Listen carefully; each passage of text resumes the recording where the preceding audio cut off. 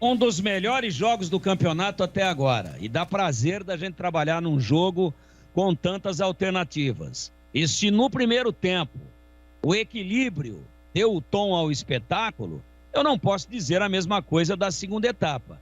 Que apesar dessa posse de bola burra e fora da realidade do time do Vasco, o Guarani matou a equipe carioca. Criou 4, 5, 6 oportunidades reais, bola na trave. E o Lucão foi o grande expoente técnico da equipe de São Januário. Essa é a verdade dos fatos. No segundo tempo, o Vasco não criou nenhuma oportunidade.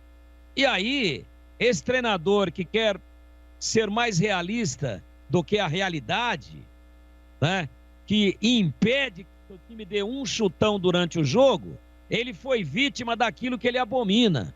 O chutão é um recurso que é bem aplicado em momentos oportunos, desde quando o futebol existe.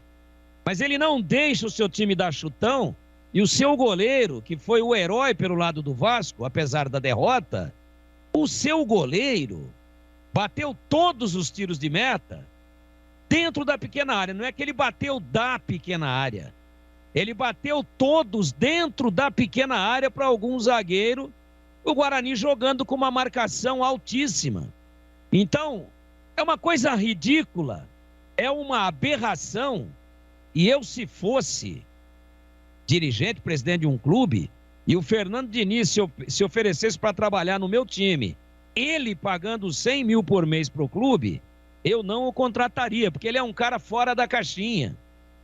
Ele está completamente xarope com essa filosofia com a qual ele vai morrer abraçado. E agora ele tem que explicar tudo isso para a torcida do Vasco. Esse é um parênteses que eu estou fazendo aqui de um treinador que quer ser lembrado e que quer holofotes e que quer visibilidade com uma coisa inviável, irreal e fora daquilo que é a verdade do futebol. Fecho o parênteses. Isso não invalida a grande atuação do Guarani no segundo tempo, que veio com a faca entre os dentes. O pênalti é uma aberração do VAR, esse pênalti que foi marcado contra o Guarani. Seria uma das maiores injustiças da Série B até agora. Se é que podemos falar de justiça no futebol. Se o Vasco tivesse feito o gol e tivesse vencido o jogo, também não é garantia de que teria vencido o jogo, porque o Guarani poderia, pelo menos ainda, alavancar um empate.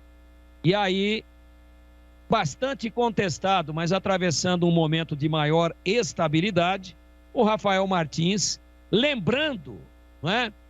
O Vitor do Atlético Mineiro, naquele ano que o Atlético estava sendo eliminado numa semifinal de Libertadores no Independência, a bola batida, ele tenta adivinhar o canto, a bola vai no meio, mas ele deixa a perna. Muito parecida a defesa que rendeu a Vitor o codinome de São Vitor. Então, no jogo de hoje, São Rafael Martins salvou. Só que o Guarani era melhor do que o Vasco. E o pênalti caiu no colo, num lance onde, para mim, o Germancano faz carga no Bidu e induz o Bidu, num ato reflexo, a erguer a mão, e a bola bate sim na mão dele. Com o Cano com a mão também erguida, muito próxima da bola, mas acertou só a ponta dos dedos do Bidu. E aí, a outra aberração futebolística chamada VAR, num lance sem nenhuma intenção, e onde o Cano não chegaria mais na bola, e o juiz teria que ter marcado falta em cima do Bidu, carga do Cano, o VAR deu o pênalti. E aí não teve alternativa.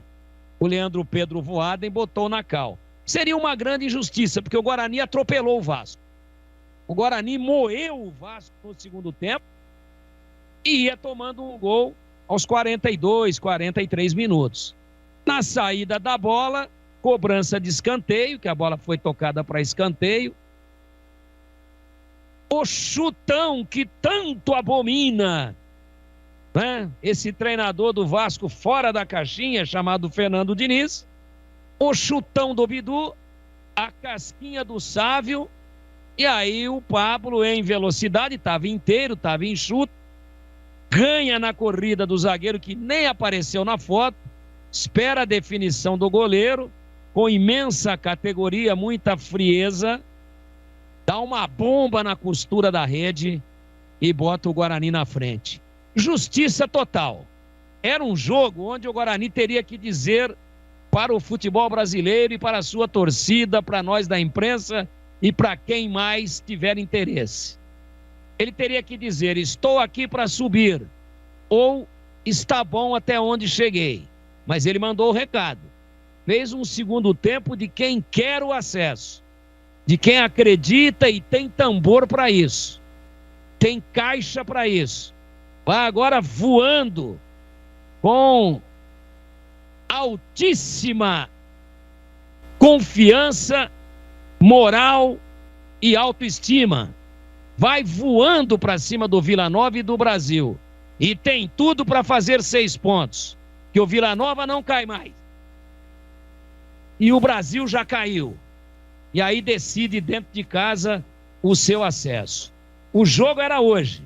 E o Guarani respondeu nos 2 tempos, mas de forma mais evidente, mais clara, no segundo tempo, que não quer apenas ser coadjuvante e nem bater na trave.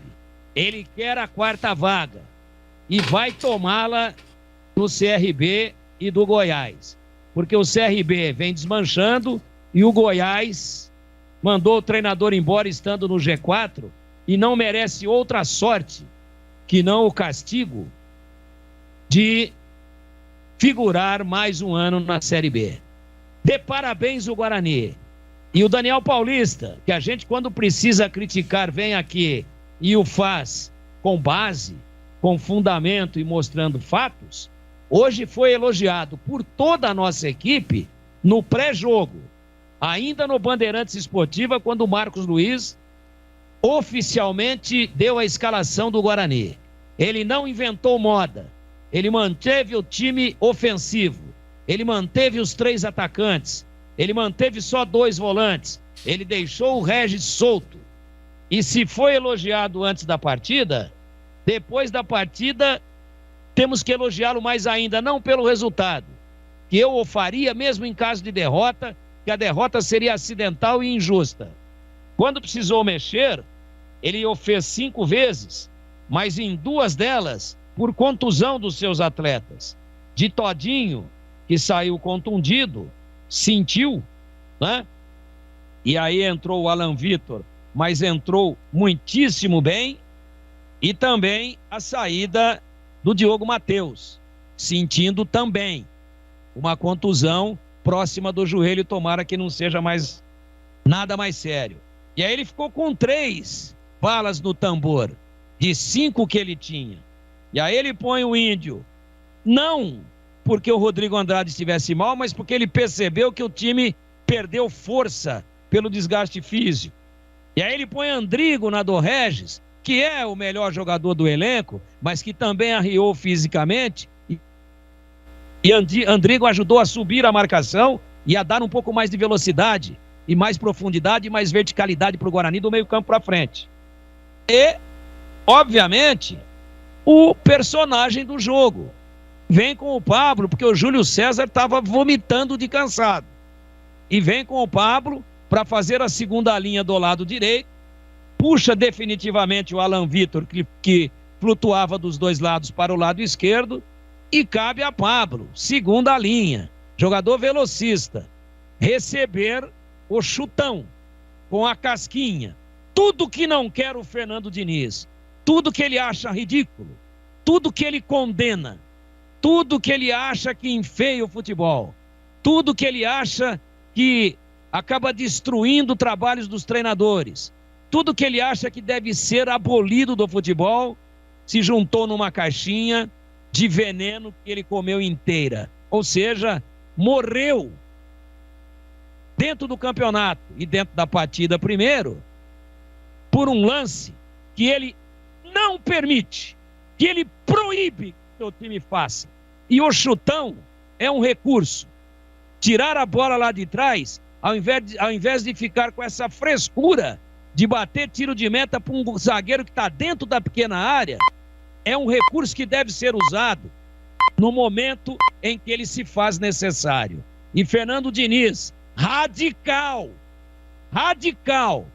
treinador que quer muito holofote, muita visibilidade, porque pratica o absurdo. E o futebol não é para viver de absurdos, e sim da sua história, da objetividade, da sua tradição e de todos os recursos disponíveis. E o Guarani os usou todos hoje. Está de parabéns e ganhou com méritos, com plena justiça, meu caríssimo Edu Pinheiro.